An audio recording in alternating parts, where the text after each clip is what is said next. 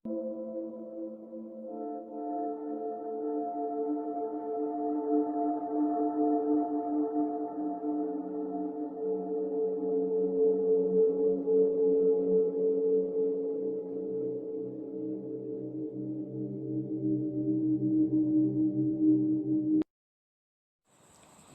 शुरू करने से पहले मैं आप सबको कुछ बातें बताना चाहती हूँ जिसकी हेल्प से आपको एक्सप्लेनेशन समझने में प्रॉब्लम नहीं होगी।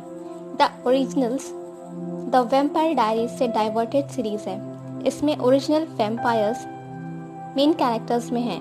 उनके चारों तरफ पूरी कहानी है। वैम्पायर डायरीज से जब सारे ओरिजिनल मिस्ट्री फॉल छोड़कर चले गए थे, उसके बाद की उनकी लाइफ जर्नी द ओरिजिनल्स में दिखाई गई है। Original vampires family main source थे सारे वैम्पायर्स के जितने भी वैम्पायर्स डायरी या ओरिजिनल में दिखाए गए हैं। ऑल्दो साइलस, जिसे वैम्पायर्स डायरी में सबसे पुराना वैम्पायर दिखाया गया था, उसने किसी को भी कन्वर्ट नहीं किया था।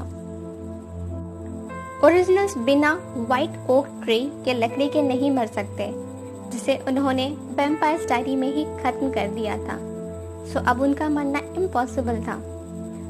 उनमें बहुत सारे सुपर पावर्स हैं, जैसे उनका सुपर स्पीड और ह्यूमंस और वैम्पायर्स दोनों को ही कंपेल करने की शक्ति।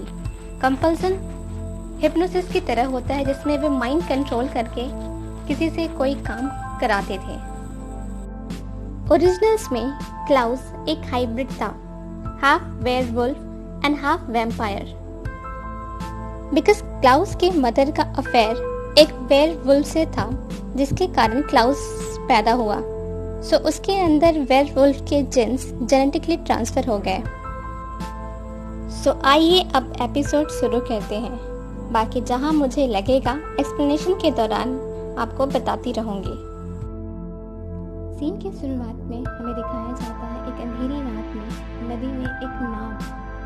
पीछे से एलाइजा की आवाज़ आती है, जो अपने लाइफ के सबसे बड़े अनफॉर्चुनेट सच के बारे में हमें बताता है। अपनी इतनी लंबी जिंदगी में उसका मानना था, जो हमारे खून के रिश्ते हैं उससे हम हमेशा जुड़े रहते हैं। भले ही हमें अपने परिवार को चुनने का अधिकार ना हो, पर वही परिवार या तो हमारी सबसे बड़ी ताकत बन सकती है या तो हमारा सबसे बड़ा रिग्रेट। आज से 300 साल पहले मिसिसिपी रिवर में अचानक एक जहाज आ जाता है, जिसपे ना कोई बैनर था ना फ्लैग। कुछ लोग उस जहाज को चेक करने के लिए उसके अंदर जाते हैं। वहाँ उन्हें सामान के साथ 2 ताबूत मिलता है। खोलने पर उसके अंदर से उन्हें एक डैगर्ड सूखी डेसिकेटेड बॉडी मिलती है। तभी अचानक हमें दिखाया जाता है कि एक एक कर कर लोग वहाँ से गायब होने लगते हैं। सिर्फ एक इंसान बचता है, जिसके सामने एक लड़की आती है। वह अपने मुंह से खून पोंछते हुए एलाइजा से पूछती है, क्या मैं इसे खा सकती हूँ? एलाइजा उसे मना करता है और उस इंसान को कंपेल करता है कि जो भी चीज़ उसने देखी अभी वो सब वो भूल जाएगा, और उससे अपने सामान को किनारे तक पहुँचाने के लिए बोलता है। उस इंसान के पूछने पर कि वो लोग कौन से शैतान हैं, वो लड़की अपने आप को रुबेका, अपने भाइयों का इंट्रोडक्शन एलाइजा कॉफिन्स को दिखाते हुए कोल और फिन बताती है। लास्ट में वह निकलाउस का इंट्रोडक्शन देती है एज अपना हाफ ब्रदर। निकलाउस को अपना हाफ ब्रदर इसलिए कहती है क्योंकि उसके फादर अलग थे। एलाइजा उस इंसान से उस जगह का नाम पूछता है जहां वो आए हैं। वो इंसान उन्हें बताता है फ्रेंच कॉलोनी ऑफ लुसियाना। इस नदी के किनारे वे एक टाउन में है जो न्यू ऑरलेंस सिटी है। सो इस तरह वह पहली बार न्यू ऑरलेंस सिटी अपने फादर माइकल से भागते हुए पहुंचे थे। माइकल एक ओरिजिनल वैम्पायर के साथ साथ वैम्पायर हंटर भी था। एज माइकल उसके फादर थे, उन्होंने ही उन लोगों को अपनी वाइफ के हेल्प से वैम्पायर्स में कन्वर्ट किया था वेयरवुल्फ से बचाने के लिए। बट नाउ अब वे ह्यूमंस के लाइफ के लिए बहुत बड़ा खतरा बन गए थे, तो माइकल अब उन लोगों को मारना चाहता था। ऑलवेज एंड फॉरएवर सीन अब प्रेजेंट में आ जाता है और आज का न्यू ऑरलेंस सिटी दिखाया जाता है। अलाइजा एक बार में बारटेंडर से बातचीत के दौरान उसे बताता है कि सालों पहले वो वहाँ रहा करता था। वह अपने भाई को ढूंढने आया है, जो कि काफ़ी उलझा हुआ, विद्रोही, बदतमीज और गुस्सैल इंसान है। हालांकि वे दोनों सेम फादर से नहीं हैं, पर यह बात उसे कभी परेशान नहीं करती। उसके भाई की एक लॉन्ग हिस्ट्री है हमेशा मुसीबत में फंसने की। वो लड़की बोलती है, और तुम्हारी एक लॉन्ग हिस्ट्री होगी उसे इस प्रॉब्लम से बचाने की। वह पूछती है उसका भाई यहाँ क्यों आया है। अलाइजा बोलता है उसके भाई को ऐसा लगता है कि उसके अगेंस्ट यहाँ के लोग उसके अगेंस्ट कोई कॉन्स्पिरेसी कर रहे हैं। अलाइजा उसके नेम बैच को पढ़ते हुए बोलता है, कैमली, मैं किसी ऐसे इंसान को ढूंढ रहा हूँ जो जेन एन डेविडॉक्स के बारे में जानता हो। वो यहाँ पहले काम करती थी। कैमली बोलती है, मैं उसे तो नहीं जानती, पर मैं ऐसे किसी इंसान के बारे में जानती हूँ जो उसके बारे में आपको बता सकता है। नेक्स्ट सीन में हमें एक लड़की दिखाई जो टूरिस्ट को सिटी दिखा रही थी। अलाइजा को देखकर बोलती है, क्या तुम मेरा सिर्फ पीछा ही करोगे या बात भी करनी है। अलाइजा उससे पूछता है, क्या तुम मुझे जानती हो। वो रिप्लाई करती है, ओरिजिनल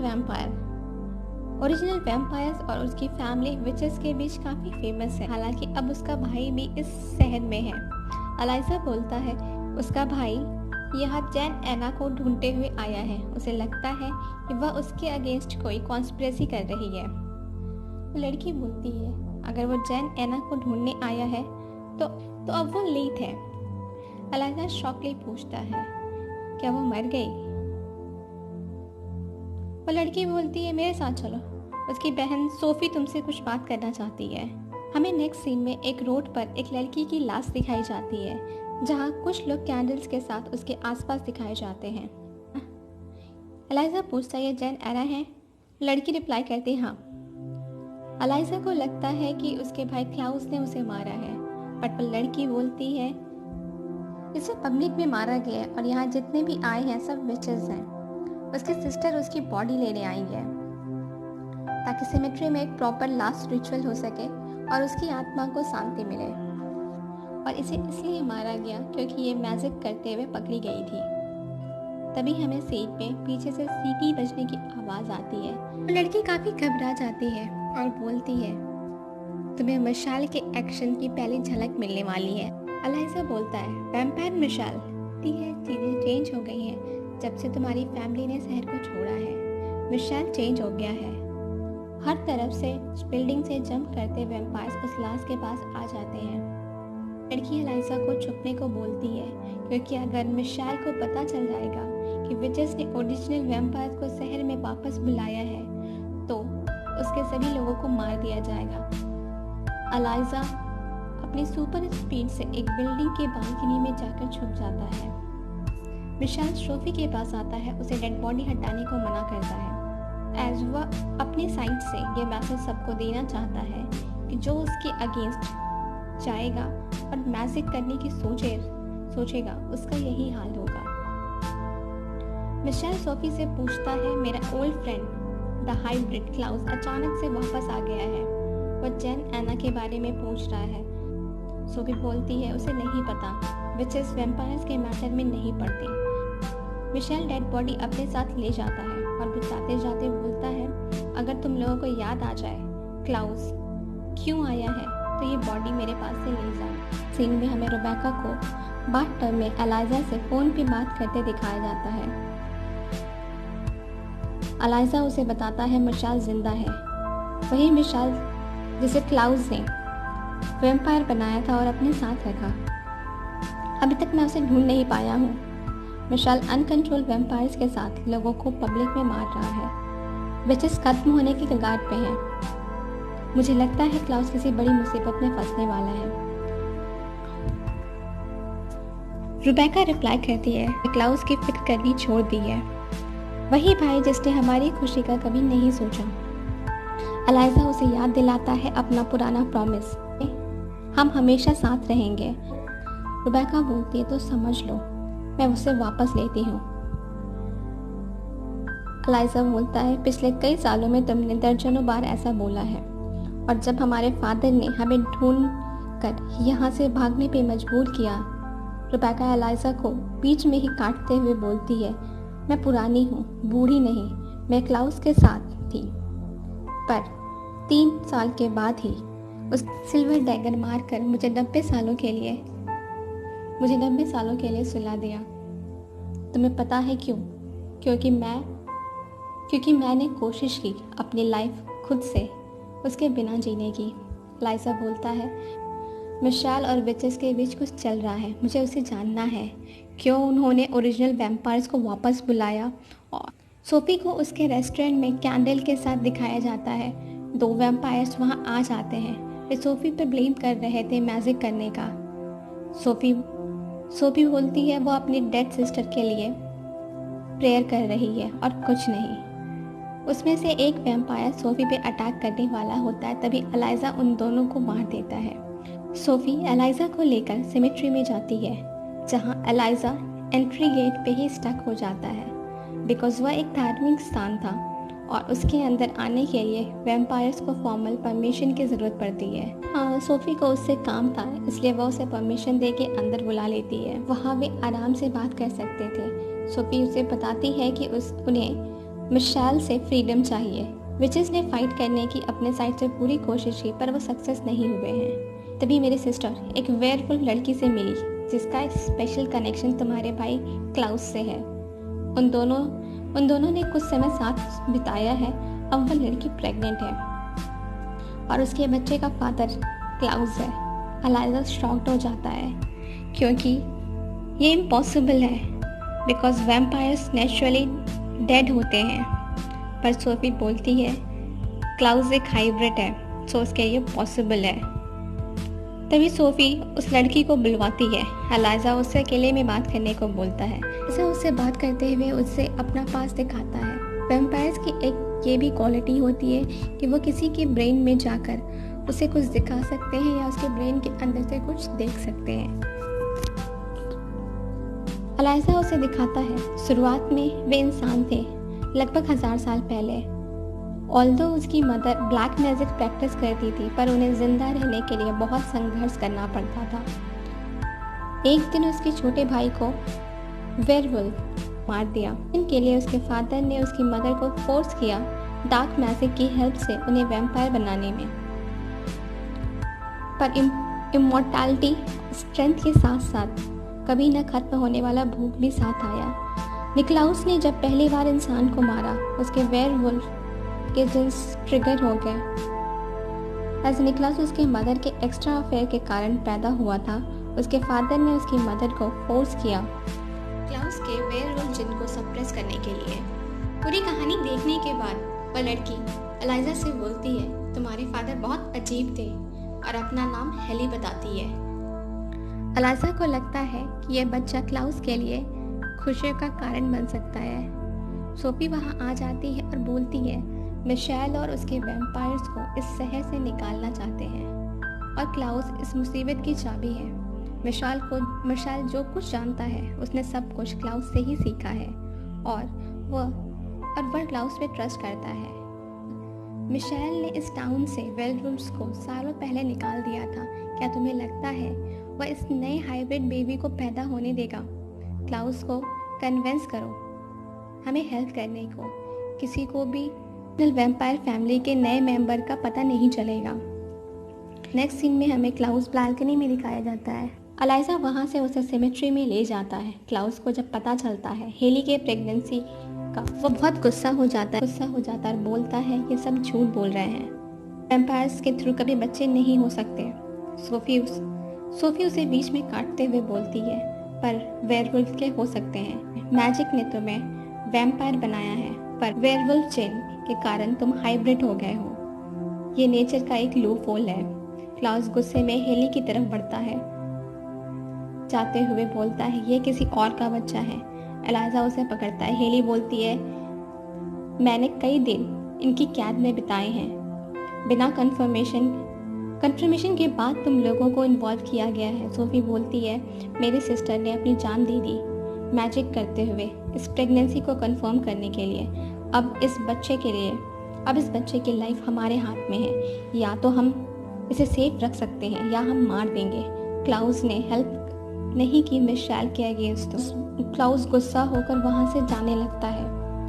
अलाइजा उसे रोक के सुनने को बोलता है। क्लाउस बच्चे की हार्ट बीट बहुत ध्यान से सुनता है और फिर बोलता है, मार दो इसे भी, उस बच्चे को भी। वहाँ से जाने लगता है। अलाइजा क्लाउस के पीछे जाते हुए सोफी को बोलता है, इस लड़की को हाथ मत लगाना, मैं सब कुछ फिक्स कर दूंगा। अलाइजा क्लाउस को कन्विंस करने की कोशिश करता है। वह उसे बताता है, हम फिर से शुरुआत कर सकते हैं। फैमिली हमें पावर देती है, हैप्पीनेस देती है, लॉयल्टी देती है। मैं तुम्हारे साथ खड़ा हूँ, मैं तुम्हारी हेल्प करूँगा मिशेल को ख़त्म करने में। उस लड़की को और उस बच्चे को बचा लो, हम यहाँ नई शुरुआत करेंगे। क्लाउस नहीं मानता है। दूसरी तरफ हमें दिखाया जाता है कि विचेस में बातें चल रही हैं। एक विच सोफी से पूछती है कि वैम्पायर्स प्रॉब्लम के लिए वैम्पायर सॉल्यूशन कैसे हो सकते हैं। सोफी उसे जवाब देती है कि नॉर्मल वैम्पायर्स नहीं हैं, ये ओरिजिनल वैम्पायर्स हैं। बस सोफी से पूछती है, तुम्हें ऐसा क्यों लगता है कि तुम हाइब्रिड को कंट्रोल कर सकती हो। इतने में पीछे से अलाइजा आता है। वो बोलता है, ये नहीं कर सकती है, इनफैक्ट मैं भी नहीं कर सकता हूँ। अलाइजा सोफी से पूछता है, एज उसने क्लाउस का अटेंशन ग्रैब कर लिया है, क्लाउस को कैसे रोकेगी उसे मारने से। यहाँ हमें दिखाया जाता है कि सोफी ने खुद को हेली से लिंक कर लिया था। सो अब जो कुछ भी सोफी के साथ होगा वही हेली के साथ भी होगा। सोफी अलाइजा को आधी रात तक का समय देती है क्लाउस को कन्विंस करने के लिए। सीन चेंज होता है। हमें वैम्पायर्स पार्टी करते दिखाए जाते हैं जहाँ क्लाउस एंटर होता है। मिशेल उसके पास आता है। बैकग्राउंड में हमें एक बिल्डिंग पर अलाइजा को छुपकर उन दोनों को देखते हुए दिखाया जाता है। क्लाउस मिशेल से पूछता है विचेस और उसके बीच क्या चल रहा है। मिशेल बोलता है कि ऑल्दो वो उसका आभारी है, वह अपने शहर और विचेस को कैसे कंट्रोल करता है वह उस पर छोड़ दे। क्लाउस पूछता है, तुम्हारा शहर? मिशेल बोलता है, हाँ मेरा शहर। जिस पे क्लाउस हंसते हुए बोलता है, जब 100 साल पहले मैंने इस शहर को छोड़ा था तुम कबाड़ थे, अब तुम प्रिंस बन गए हो इस शहर के। मुझे जानना है कैसे। पार्टी रुक जाती है। सभी लोग उन दोनों को देखने लगते हैं। मिशेल बोलता है, क्यों जलन हो रही है?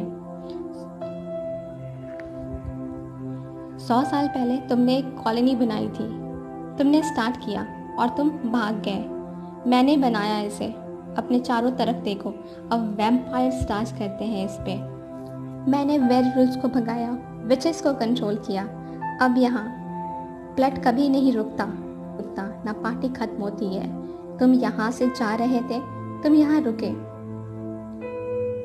जो मेरा है वो तुम्हारा है, पर ये मेरा है, मेरा घर है, मेरी फैमिली है, मेरे रूल्स हैं यहाँ।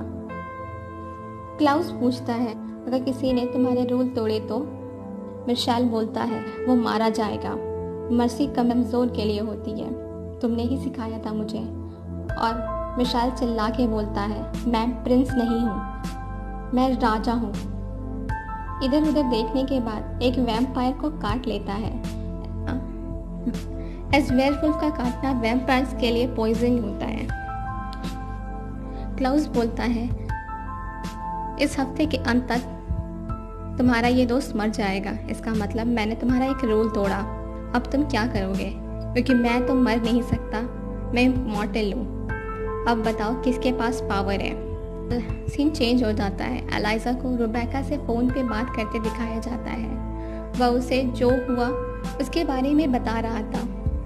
नेक्स्ट सीन में अलाइजा को मिशेल के साथ बात करते दिखाते हैं। अलाइजा उससे पूछता है, तुम्हारे और विचेस के बीच क्या चल रहा है? मिशेल बोलता है, तुम्हारे भाई ने भी यही क्वेश्चन पूछा था और तुम भी यही क्वेश्चन पूछ रहे हो। आंसर वही है, ये मेरा बिजनेस है। यहाँ पे इस शहर में जो होता है वो मेरा पर्सनल मैटर है। अलाइजा वहाँ उसे बताता है क्लाउस का ब्लड उसके फ्रेंड वैम्पायर को हील कर सकता है, जिसके बदले वो जैन एना की बॉडी उससे लेकर सिमेट्री में जाता है और समय मांगता है क्लाउस को कन्विंस करने के लिए। मैं नेक्स्ट सीन में एलाइजा क्लाउस के पास दिखाया जाता है, जहां उन दोनों में फाइट होता है। एलाइजा उस फाइट के दौरान उसे कन्विंस करने की कोशिश करता है। क्लाउस उसे सेंटिमेंटल फूल बोलता है। इसके बाद सीन चेंज होता है। हमें क्लाउस और एलाइजा एक बेंच पे बैठे हुए दिखाई देते हैं। दूसरी तरफ रुबेका को एलाइजा का कॉल डिस्कनेक्ट करते दिखाया जाता है। सिमेट्री में जैन एना की लास्ट रिचुअल होती है। क्लाउस बोलता है, ये शहर मेरा घर था। मेरे एब्सेंस में मिशेल ने ये सब ले लिया जो मैं हमेशा से चाहता था, लॉयल्टी, पावर, फैमिली। मुझे अब ये सब वापस चाहिए, मुझे राजा बनना है। एलाइजा उसे बताता है, ये बच्चा तुम्हें एक चीज़ ज़रूर दे सकता है, अनकंडीशनल लव फैमिली का। क्लाउस अग्री हो जाता है और बोलता है विचेस को बोल देना डील डन है। एलाइजा को हेली के साथ एक घर में दिखाया जाता है, जहां वे चीज़ों को अनकवर करते हुए बात कर रहे थे। तभी क्लाउस आता है और बताता है कैसे उसने मिशेल के वैम्पायर को अपना ब्लड देके उसकी जान बचाई और कैसे वापस से मिशेल से उसने फ्रेंडशिप की। एलाइजा बोलता है कि कुछ तो है जो मिशेल के पास है, जिसके कारण विचेस उसको जिंदा चाहती है। हमें नेक्स्ट सीन में क्लाउस और एलाइजा एक साथ दिखाए जाते हैं, जहाँ पे क्लाउस एलाइजा से रुबेका के बारे में पूछता है और बात ही बात में एलाइजा को बताता है कि उसे डर है कि मिशेल उसकी एक वीकनेस को उसके अगेंस्ट फायदा उठा सकता है। एलाइजा पूछता है कैसी वीकनेस। इस पे क्लाउस उसे खंजर से मार के बताता है कि तुम। एपिसोड के एंड में क्लाउस एलाइजा से बोलता है कि फैमिली हमारी वीकनेस होती है। अगर मुझे मिशेल से अपनी हर चीज़ वापस चाहिए तो मुझे ये जंग अकेले ही लड़ना पड़ेगा।